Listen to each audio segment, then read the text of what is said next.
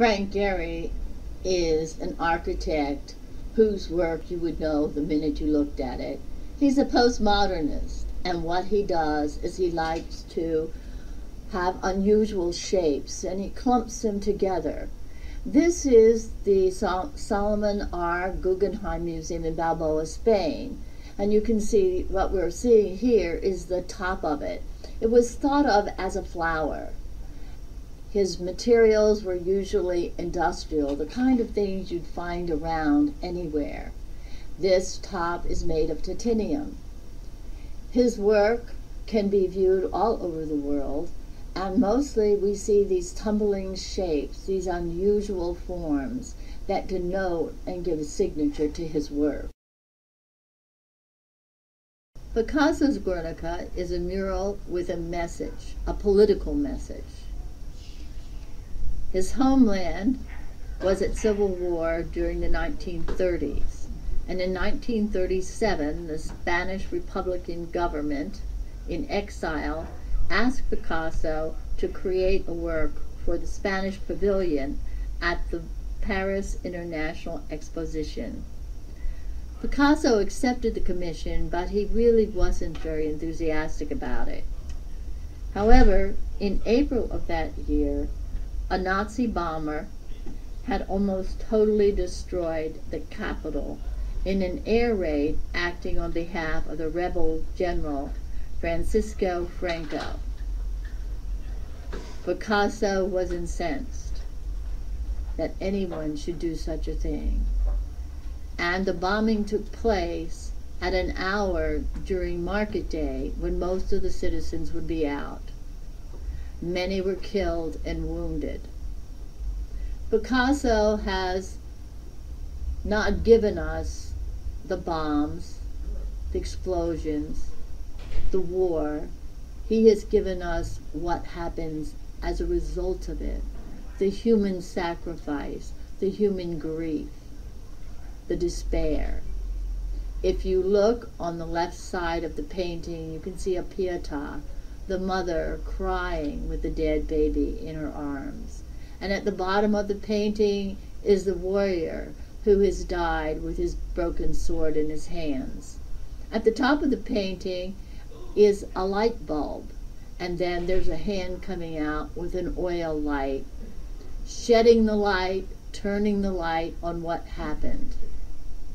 Picasso wanted to make sure that it would never, ever be forgotten, nor has it. It is one of the great paintings of the 20th century. If you look to the left, again, at the Pietà that I have shown you, and you look in the right-hand corner, you will see Michelangelo's Pietà, dated 1458. Michelangelo's represents the time in which it was created. It's created in marble as that limp, dead body of Christ is being held by the Virgin Mary.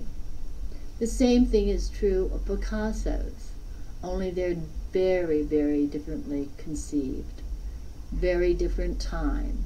Picasso's is almost an archetypal mother and child, the dead mother grieving as she holds the child in her arms. Both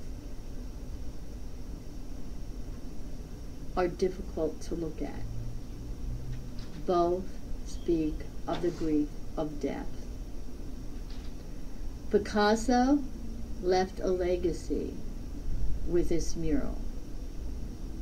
He let us know so that we don't forget what war can do. And we see it all in Guernica. Isn't this a scary piece of work? Isn't it evil? It bespeaks of madness. And the artist achieves this by using oil pastels, that vivid pink red against the white. He smashes that oil pastel into the surface of the paper, and the images that he projects are absolutely scary. If you look at him close, you see the laughing man, you see the people with their teeth bared, It's really scary. This is a political statement, and Perez wanted to project the idea of something very scary politically. Unlike Picasso's Guernica, where he used geometric and organic shapes, Perez has focused mainly on organic shapes to create the idea he's projecting. He's talking about the boat lift of Cubans from the port of Mariel in 1980. For a very brief time, the Cuban government allowed their people to come to the United States. And between April and October of 1980, 125,000 refugees came.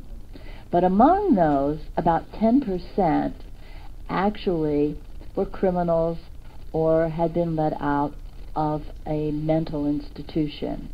This was a deliberate act, so when these people came, they had to be segregated.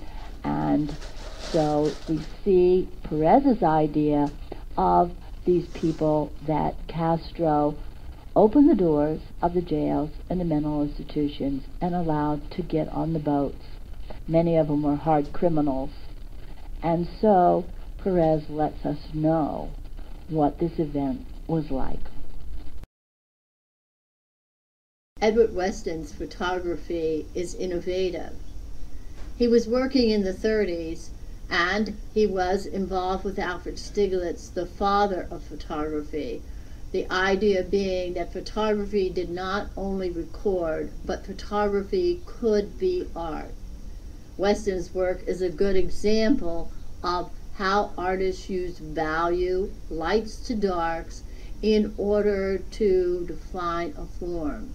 Weston pushes his much further, though, so that the form transcends what it is and becomes instead an abstraction, something that we relate to on another level.